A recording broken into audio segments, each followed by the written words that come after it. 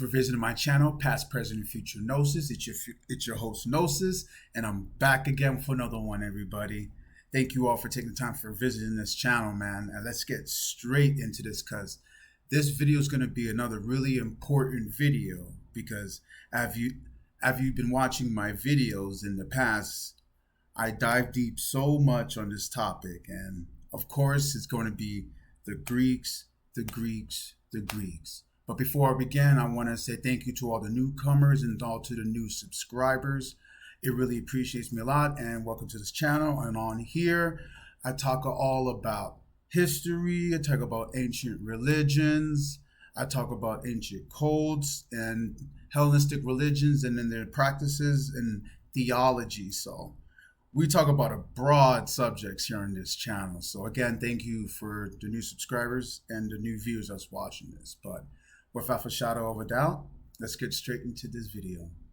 So now, if you've been watching my channel, this is going to be a really good continuation on my topic. And as you heard from the beginning, this is going to be dealing with the Greeks and Hellenization, because few people know the effects that Hellenization had to the people around this time. And for anybody that's not too familiar with Hellenization, we all know about the Ptolemies coming in there from the armies. But let me give you a quick summary as we'll read here, because it's actually going to segue into a deity that we're going to have to discuss here. A created deity, yes. That kind of looks like somebody that we all know here in the West, but let me not get too far. But anyway, let's start with this article here, giving us a little explanation about Hellenistic religion. Hellenistic religion is any of the various systems of beliefs and practices of the people who lived under the influence of ancient Greek culture during the Hellenistic period and the Roman Empire, stretching from 300 BCE to 300 CE. There was much continuity in Hellenistic religion. The Greek gods continued to be worshipped, and the same rites were practiced as before. Let's continue here. Change came from the addition of new religions from other countries, including the Egyptian deities, Isis and Serapis. And that's the deity that you're seeing right here on the side. And he is going to be our key god that we are going to be following in this video. So pay close attention to this deity, because there's actually two forms for him. But anyway, let's just continue with this article here.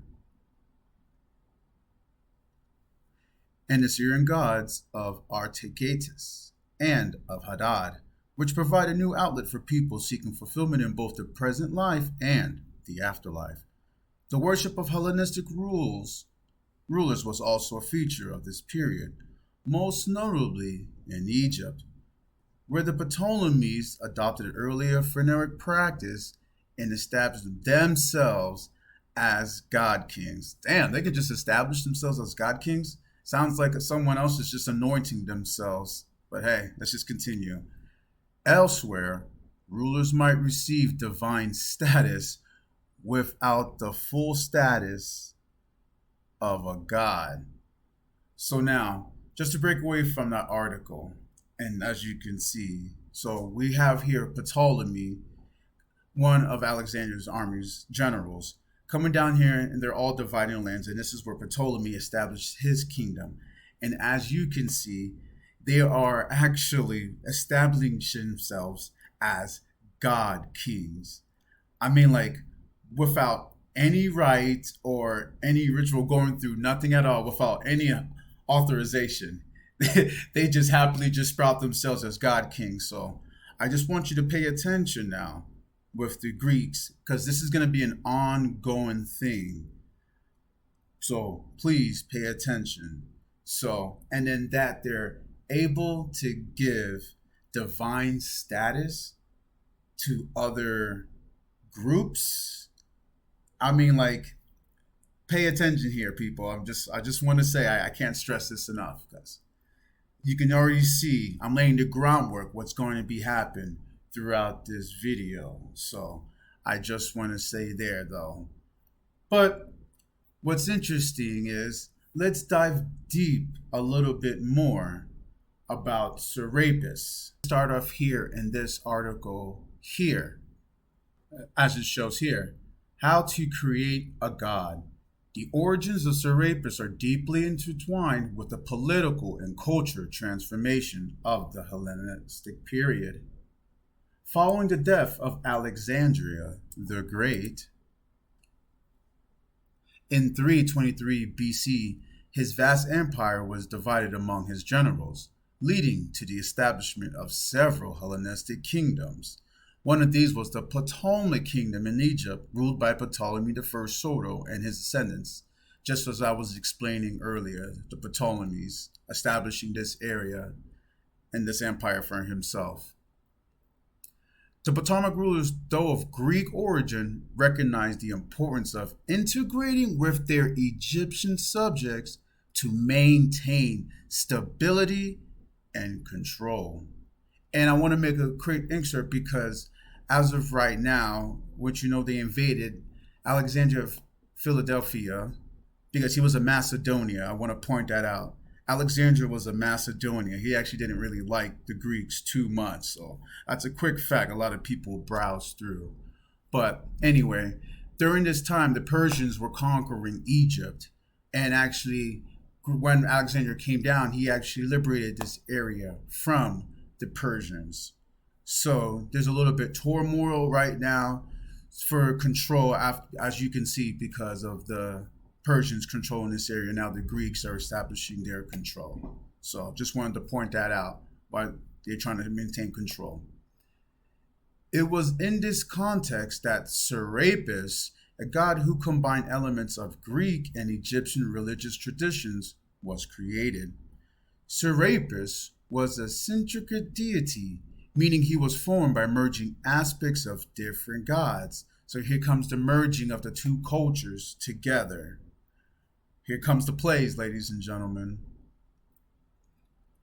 The name Serapis itself is thought to be a Hellenization of the Egyptian Osiris or Asahapi, which combined the names of the Egyptian gods Osiris and Apis. Osiris was the god of the afterlife, death, and resurrection, while Apis was a sacred bull deity associated with fertility and also linked to the afterlife. By combining these two deities, the Ptolemaic rulers recreated a god who could appeal to both Greek and Egyptian religious sensibilities. The creation of Serapis was not just a religious act, but also a political one. By promoting the worship of a god who embodied both Greek and Egyptian elements, the Ptolemaic rulers hoped to unify their diverse subjects and legitimize their rule. The strategy was remarkably successful. Serapis quickly gained popularity, not only in Egypt, but also throughout the Hellenistic world, becoming a symbol of the cultural fusion that characterized this era. So now, after reading that little segment right there, here you have the Ptolemies pretty much creating a god from different elements from their gods and from the Egyptians and uniting them as one, so then that their subjects that they just pretty much ruled, you would think they would give their land back, but nah. Not Ptolemy, man. Ptolemy's like, this is mine. This is mine. What you mean? But all jokes aside, though, but you see them taking this land and now trying to exert their rule onto the people in establishing this made-up God. So that should be another telling sign for you all. Why not, for me, why not exert my gods on them, on the people, to my culture? I see where the confliction can arise. I do get you there. But you can see them now being strategic about this and seeing that, if I can get elements, if they can see their God in my God, maybe we can find some common ground. So that's just showing you that they're exploiting the religious side of the Egyptians. So that's something to look at. Now, earlier, as we move on from that subject, I want to dive deep. I want to dive into what Osiris actually looked like, because as he explained earlier in the video, there's actually kind of two forms. There's actually more, but there's two forms that was presented to the Egyptians and to the Greeks. So let's dive deep into that and see what they look like and what distinguished them differently from both of these cultures, as I'll show you here. Deciding what he should look like. The iconography of Serapis is as diverse and complex as the cultural traditions from which he emerged. His depictions reflect a blend of Greek and Egyptian artistic styles and religious symbol, further emphasizing his role as a bridge between these two cultures. In Greek-influenced art, Serapis is often portrayed as a mature man with a full beard, reminiscent of the depictions of Zeus, the king of the Greek gods. He is typically shown wearing a meduios, a grain measure, on his head, symbolizing abundance and fertility. This attribute is likely a nod to Osiris, the Egyptian god of agriculture and the afterlife, one of the deities from whom Serapis was derived. In addition to the meduios, Serapis is often depicted with a scepter or a staff, symbols of authority and power. In some cases, he is shown with Serapis, the three-headed god dog who guards the underworld in Greek mythology. This association further links Serapis with the afterlife, reinforcing his connection to Osiris and his role as a god of the dead. Egypt's association of Serapis with Greek mythology extended to his role in the Greek pantheon in Egypt. While maintaining his unique identity, Serapis was often equated with Zeus, Hades, and Pluto in Greek religious practice. This integration allowed Greek residents in Egypt to connect with the local religious tradition while maintaining their own identity. So now, what that article is pretty much saying is that this is what Serapis looks to us here in our Greek homeland for us commoners. But then when we go over to these lands with over these people, they're going to have this representation of Serapis. But you're going to see the qualities in Serapis, and better to understand and come to a common ground. Do you guys see what's going on here with the division? Why are they showing you two depictions of Serapis? This should be really eye-opening to you. Not only was this deity manifested and used and just created by Egyptian deities and Greek deities, we have two versions now of these deities being portrayed as Serapis. And I hope that you're seeing the trails, ladies and gentlemen, because it's only getting bigger from here. Because yes, I showed you a little about these articles, but now I want to show you something even deeper. I have two books to show you all, to show you my reference, because once I show you these two books, this is going to blow this video a little bit further. Because if you know me, I love to give you all my references. I'm not like these other YouTubers, man. We're going to just plot stuff up in the video and give you remarks and quotes and not even show you where you got it from, so you can do your research. But without a shadow of doubt, I do want to show. Let's get into these books right here. That's going to show you about some other syncretism that go with another, I would say, person, historical person, if you want to say, deity that we all know here in the West. So without a shadow of doubt, let's start here. Before we begin, what book we're going to be diving into first, and I'm saying this is a hidden gem right here, ladies and gentlemen, The Secret Teachings of All Ages by Manly P. Hall. If you know anything about Gnosticism, esotericism, Freemasonry, history, you need to get this book. You need to read this author. If you know, go to a quick little excerpt of Manly P. Hall. You can all look him up.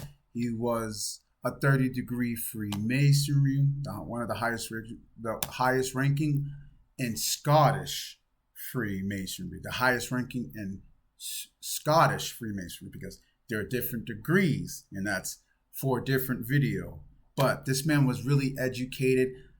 I learned so much for him. Me starting this journey with history, trying to learn all this, this is the man right here. So I just want to give him a shout out and show you where we'll be beginning on. So give you the resources. So you can get this book. You can all do this all yourself too. So let's go right into it here. It's going to be on page 59, showing you right there the mysteries of a Serapis. And I will be diving deep a little bit. Can't give you a full spectrum, but there are certain parts I want to begin to show you. And one is right here, as you're seeing here. While he was a pharaoh of Egypt, Ptolemy Sarda had a strange dream in which he beheld a tremendous statue, which came to life and ordered the pharaoh to bring it to Alexandria with all possible speed. And this is how the statue came to Ptolemy, just to give you guys an insight. Ptolemy Suter, not knowing the whereabouts of the statue, was sorely perplexed as to how he could discover it. While the pharaoh was relating his dream, a great traveler by the name of Serapis, coming forward, declared that he had seen such an image at Sinope. The pharaoh immediately dispatched Sotelis and Dionysus to negotiate for the removal of the figure to Alexandria. 3 years elapsed before the image was finally obtained, the representative of the pharaoh finally stealing it and concealing the theft by spreading a story. They're spreading stories over here, that the statue had come to life and, walking down the street leading from its temple, had boarded the ship prepared for its transportation to Alexandria. Upon its arrival in Egypt, the figure was brought into the presence of 2 Egyptian initiates, the Enlipliad Timotheus and Manetho. That's a good name right there. If you know Manetho, he's an historian, Egyptian high priest historian. So just the fact that they named Manetho should tell you something. And Sebenite, who immediately pronounced it to be Serapis. The priest then declared that it was equivalent to Pluto. This was masterly stroke, for in Serapis the Greek and the Egyptians found a deity in common, and thus religious unity was consummated between the 2 nations.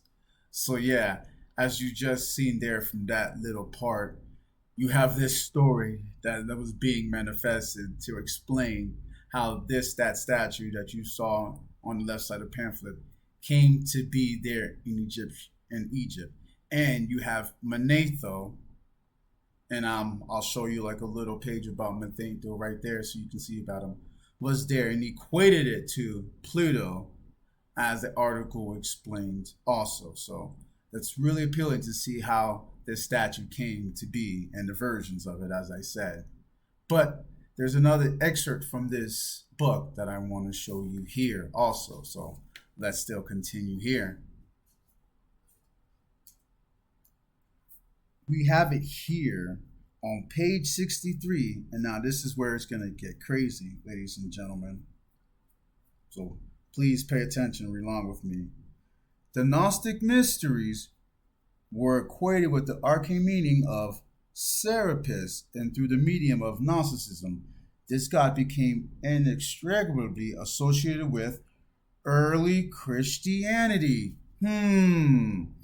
What does Serapis have to do with early Christianity? I told you, ladies and gentlemen, I planted the seeds. It's starting to sprout. So let's continue. It's going to get deep, ladies and gentlemen. So let's continue. In fact, the Emperor Hadrian, while traveling in Egypt in AD 134, declared in a letter to Servianus that the worshippers of Serapis were Christians, and that the bishops of the church also worship at the shrine. He even declared that the patriarch himself, when in Egypt, was forced to adore Serapis as well as Christ. And you can see this in the book, New Light on the Great Pyramid, right here, book that I'm showing you too, that I have. ladies and gentlemen, because I told you we have the reference. But let me not stop there because it gets even deeper, ladies and gentlemen. We're going in. We're going in. So let's continue. The title, The Little Suspect Importance of Serapis as a Prototype of Christ, can be best appreciated after consideration of the following extract from Gnostics and Their Remains, which we'll be going into also, because that is the second book that we have to back these claims that Manly P. Hall is starting to show us. So let's continue. Quote, there can be no doubt that the head of Serapis, marked as the face is by a grave and pensive majesty, supplied the first idea for the conventional portraits of the Savior.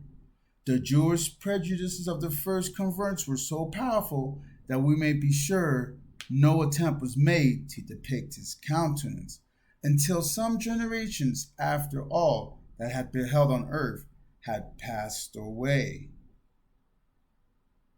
Wow, ladies and gentlemen, so from what Manly P. Hall is saying in his book, and I'm just not sprouting this anywhere, ladies and gentlemen, Serapis could have been the prototype for the Christian Jesus. Because as you know, ladies and gentlemen, this may be controversial. I've been trying to tell you. The image was created. They used different images back in the day of Christ. Before, it was the lamb. If you know, back in the day, it was the sacrificial lamb that was used. And then the man was later. So please follow me. And if you've seen my last video, we talked about that how the Jesus Christ, the character, could be a prototype for other deities too. And I showed you in this video, as you're seeing here, and in the book, who is this man Messiah, showing you that it goes all the way back to Egypt, and then Horus was a prototype also. So this isn't new news, ladies and gentlemen, that I want to show you.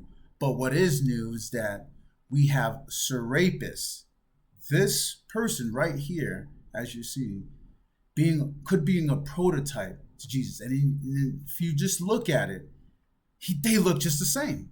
You cannot tell me that they don't look the same. And including what they're saying, that they're the depiction of Zeus using his attributes too. I mean, they all look the same. Clearly, they do. But I know that's not going to be enough. But I do want to show you this last insert from Manly P. Hall book.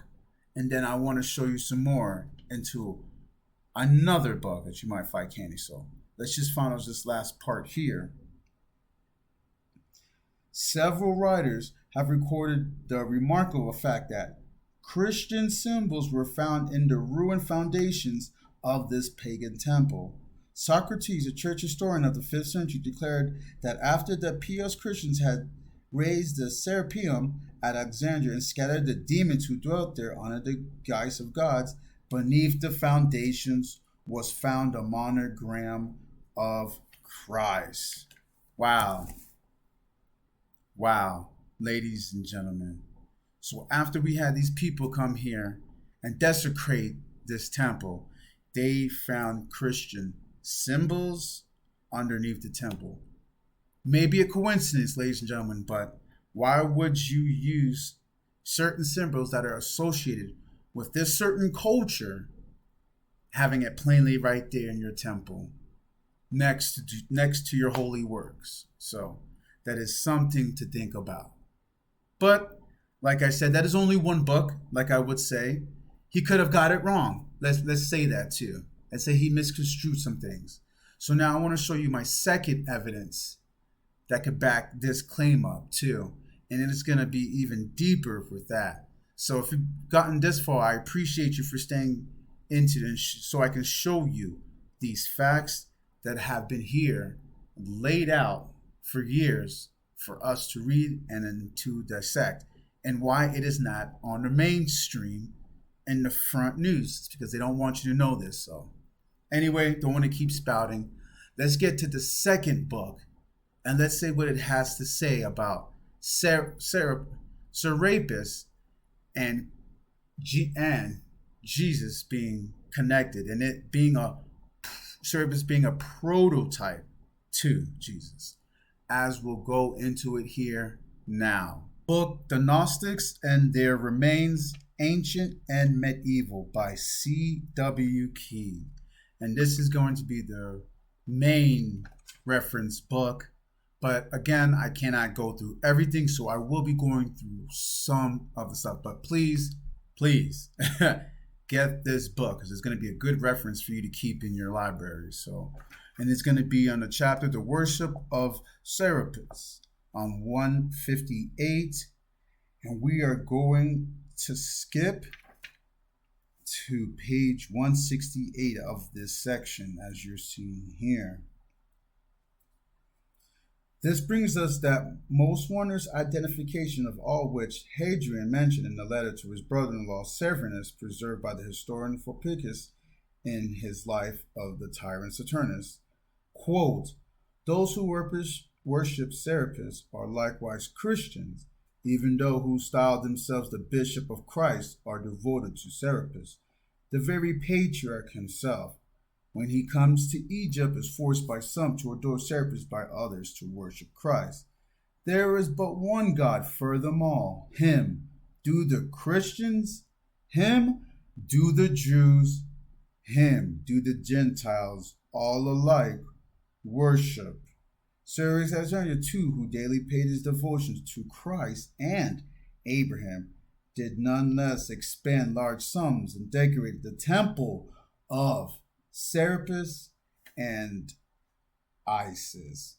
So as you can see here, even he showed devotion to this temple by giving it goods and sacrificial stuff. So that should be really telling to you all of that. How did he not know what Christ looked like at this time, ladies and gentlemen? So let me continue here. Return to the Egypt of the times of Gnosticism on page 162.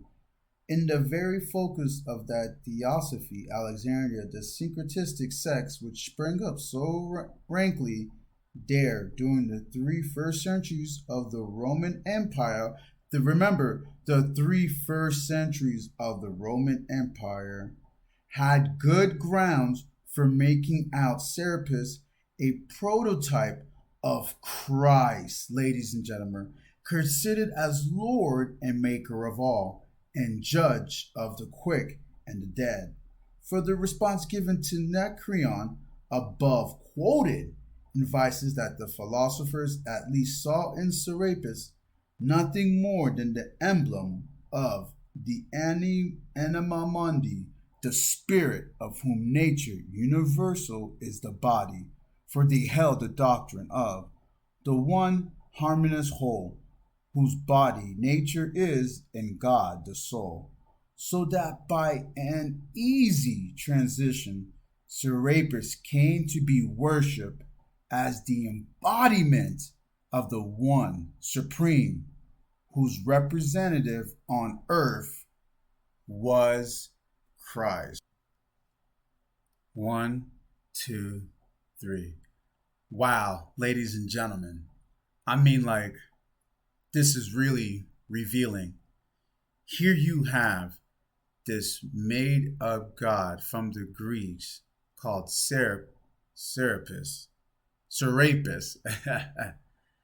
being coincided with the image of Christ from reputable people, from generals, from the Greeks, and into the Romans now. And you're just like, the Romans, but how? And yes, and if you didn't know, again, I'm going to reflect about Hellenization, because if you saw earlier, the Romans continued Hellenization. And if the Greeks started it, why would the Romans continue Hellenization, ladies and gentlemen? I mean, come on. You beat them.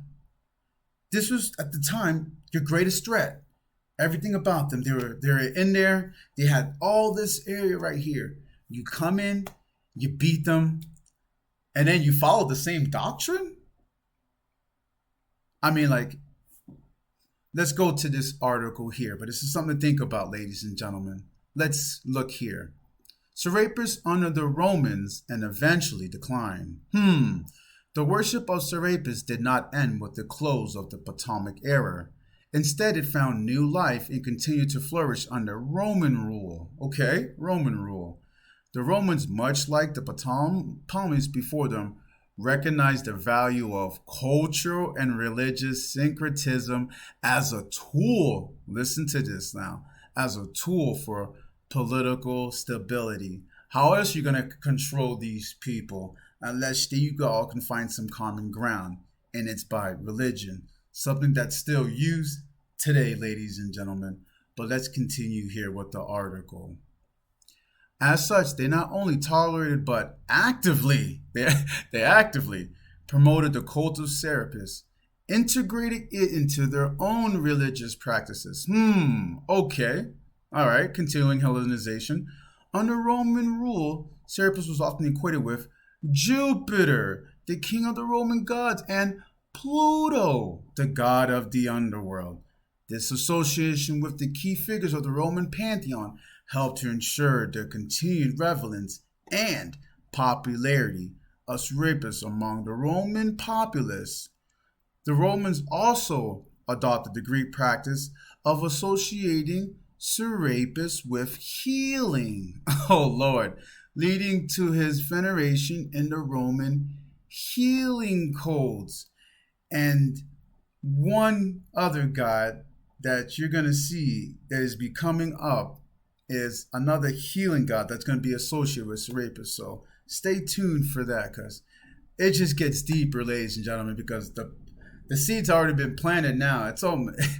It's an infant moment. It's about to blossom into adulthood. So let's just keep going here.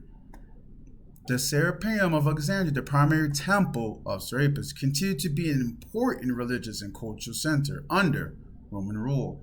When the original Serapeum was damaged by fire in the late 1st century CE, it was the Roman Emperor Hadrian who ordered its reconstruction. A Roman, ladies and gentlemen, underscored the significance of Serapis in the Roman religious landscape. However, the cult of Serapis also faced challenges during this period. The rise of Christianity in the 4th century CE led to increasing tension between pagans and Christians. This culminated in the destruction of the Serapeum of Alexandria in 391 CE. Remember this now. 391 CE, it started to decline by a mob of Christian zealots, marking the end of the temple and a significant blow to the cult of Serapis. So now, ladies and gentlemen, not only was Serapis rapid with the Greeks, and that when the Romans took over, they continued Hellenization from their enemies and started adapting this made-up god, used elements from their god, and now making new gods. Because remember, there's a other god that I'm going to show you, and it's a healing god that's associated with Serapis. But not only that, the big question I want y'all to look at is they said around 391 CE that this cult was going down. So you're telling me almost 400 years after Jesus came and rise, the Savior, the Serapis was still being worshipped all over Rome. All over Rome. And you know who was all in these territories too. We had the Jews also in these territories. So is it hard to say that Jesus saw, if Jesus is correct, as we say, was going on around this time? And is there anything to back it up? Could have Serapis been rapid in Judea? And now this is a big claim for me, ladies and gentlemen. Big claim. But When you do the research, guess what you find, ladies and gentlemen? And look what we have here. As you're seeing here, this is a picture here, and I'm going to say it. Excavations at the Pool of Bethesda showing the ruins of the temple of who else, ladies and gentlemen, of Serapis, with a column from an early Christian church. I mean, look, ladies and gentlemen, here's the picture here, ladies and gentlemen. And if you're questioning, well, the Pool of Bethesda, and you're trying to figure out, well, what does the Pool of Bethesda have any significance? And if you know anything about the Pool of Bethesda, you know a certain event happened here. And what event happened here, ladies and gentlemen? Well, let's show you here. Bethesda pool site of one of Jesus' miracles. Yes, Jesus did miracles at the Pool of Bethesda where Serapis was worshipped. So let's get into this article, ladies and gentlemen. Where Jesus healed the paralytic. Among the most famous of Jesus' miracles is recounted in the Gospel of John, where Jesus heals the paralytic at the Bethesda pool, John 5:2-9. It is not the only one of Jesus' miracles of healing to take place at a pool in Jerusalem. However, in addition to the Bethesda pool, the Gospel of John also says that Jesus healed the blind man at the Siloam pool. The Siloam pool was discovered in 2005. It was quickly identified with the pool mentioned in John. The Bethesda pool, on the other hand, was excavated in the late 19th century, but it has been taken more than 100 years for archaeologists to accurately identify and interpret the site. The Siloam pool has been identified as Mekhiv. It is possible that the Bethesda pool was also a Mekhiv, meaning that both Jesus' miracles were performed at the Jewish ritual bath. This was the author Urban C. Waters' purpose in the puzzling pool of Bethesda. So now, ladies and gentlemen, what you have here is Jesus doing miracles strictly in these areas. And we could say, wait, hold on, past, present, and future. Remember, they said it was yeah, like you said, Bethesda pool, but it also showed the Siloam pool. And for that, I will say, okay, cool, I got you there. But for my reply, I would say that these two pools were actually connected and intertwined with each other. And you can see that clearly right here. And just showing you a quick little Google search right there, you can clearly see that they were connected. But I also have an article that I do want to show because I always like to back my claim and give you some more resources because this is what we do on this channel. So as you can see here, two pools in Jerusalem, Bethesda and Siloam. Okay, I'm going to skip here right here. Because these two pools were unknown until recently, scholarship has occasionally dismissed John's gospel as non-historical. For example, since Bethesda was said to have 5 roof colonnades, medieval commentaries took this as an allegory for the 5 books of the law. In fact, there were 2 connected pools with a shared colonnade between them, hence 5 in all. And I'll skip here a little bit. Charles Rose cited Ronnie Rintz as claiming both pools were mikvah, pools used for ceremonial cleansing before going up into the temple.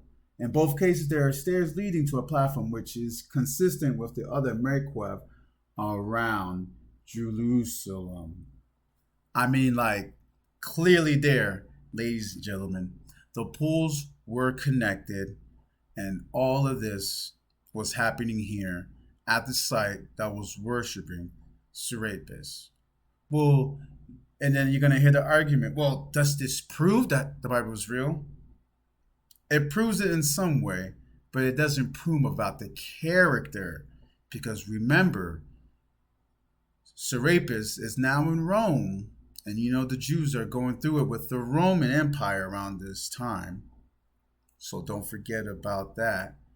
And now you have this deity, Serapis, having healing attributes and looking just like him. And so happens that the Christian version of Jesus is so happened to be here where Serapis is being worshipped, doing healing attributes. I mean, come on, ladies and gentlemen.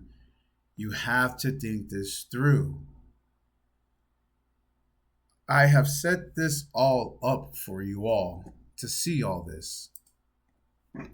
There is clearly something going on here. And if you want, you can go through the verses too and look at it for yourself. Clearly, there is some type of synchronicism that is going on here at work.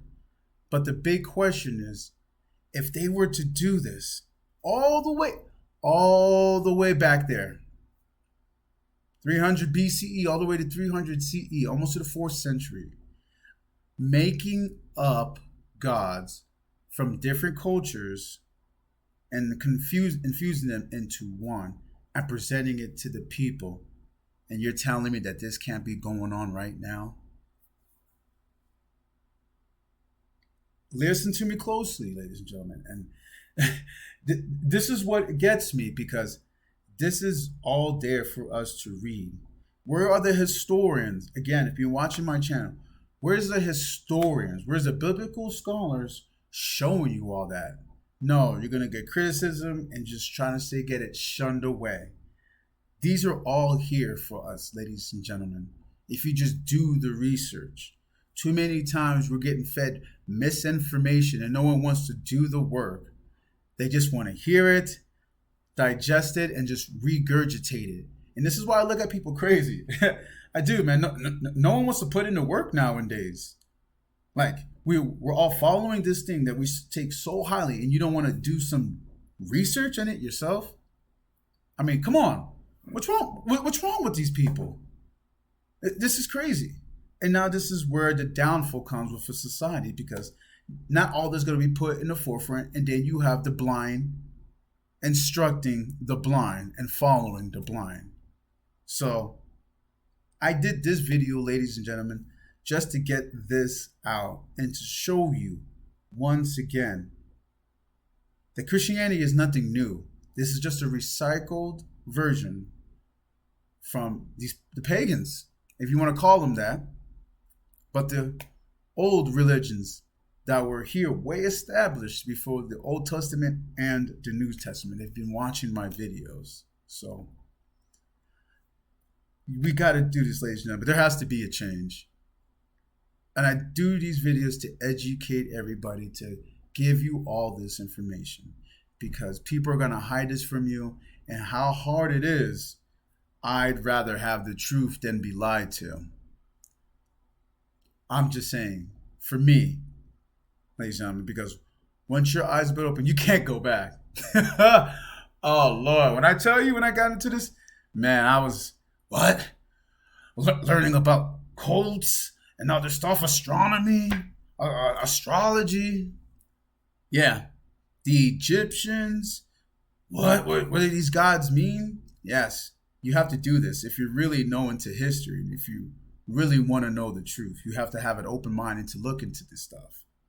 So I know this was a little bit of a lengthy video, but I had to get this out, ladies and gentlemen. And I've had this on a burner for a while, but I just felt compelled to do this video.